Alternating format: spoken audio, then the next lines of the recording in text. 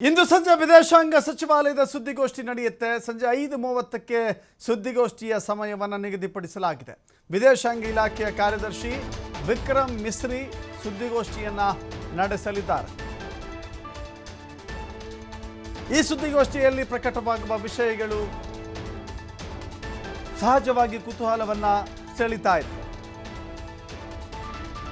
ವಿಕ್ರಮ್ ಮಿಸ್ರಿ ಸುದ್ದಿಗೋಷ್ಠಿ ನಡೆಸಿದ ಸಂದರ್ಭದಲ್ಲೆಲ್ಲವೂ ಕೂಡ ಮಹತ್ವದ ವಿಷಯಗಳಿರುತ್ತೆ.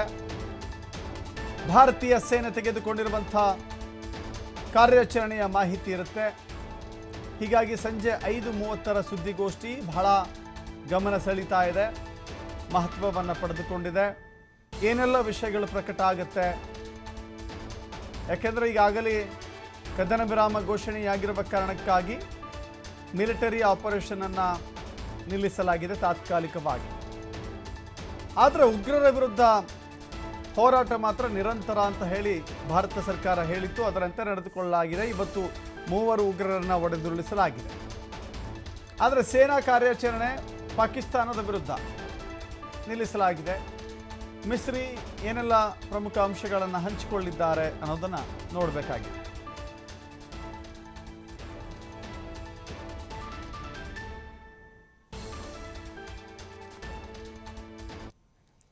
ಭಾರತೀಯ ಸೇನೆಯ ಆಪರೇಷನ್ ಸಿಂಧೂರ ಯಶಸ್ವಿ. ಭಾರತದಿಂದ ಮತ್ತಷ್ಟು S-400 ಖರೀದಿ.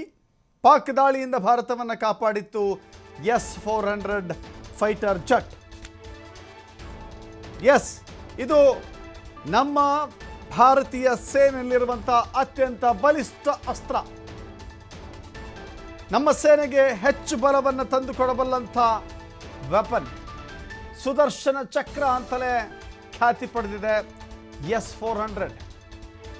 ರಷ್ಯಾದಿಂದ ಮತ್ತಷ್ಟು S-400 ಖರೀದಿಗೆ ಪ್ಲಾನ್ ಮಾಡಿಕೊಳ್ಳಲಾಗ್ತಾ ಇದೆ. ಪಾಕ್ ಮಿಸೈಲ್ಗಳನ್ನು ಹೊಡೆದುರುಳಿಸಿದ್ದೆ ಈ S-400. ಡ್ರೋನ್ ಕ್ಷಿಪಣಿಗಳನ್ನು S-400 ಛಿದ್ರ ಮಾಡಿತ್ತು. ನೋಡ್ತಾ ಇದ್ದೀರಿ. S-400 ಅತ್ಯಂತ ಬಲಿಷ್ಠವಾದದ್ದು. ಎದುರಾಳಿ ಸೈನ್ಯದ ಅದೆಷ್ಟೇ ಬಲ ಪ್ರಯೋಗ ಮಾಡಿದರೂ ಕೂಡ ಇದರ ಮುಂದೆ ಸರಿಸಾಟಿಯಾಗಿ ನಿಲ್ಲಬಲ್ಲಂಥ ಸಾಮರ್ಥ್ಯ ಖಂಡಿತವಾಗೂ ಇಲ್ಲ. ಸೊ ಹೀಗಾಗಿ S-400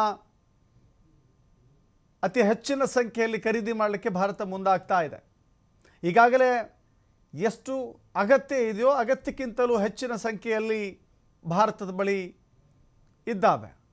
ಅದರ ಜೊತೆಗೂ ಇನ್ನಷ್ಟು ನಮ್ಮ ಸೇನೆಯನ್ನು ಬಲಿಷ್ಠಗೊಳಿಸಲಿಕ್ಕೆ ಖರೀದಿ ಮಾಡಲಾಗ್ತಾ ಇದೆಯಂತೆ.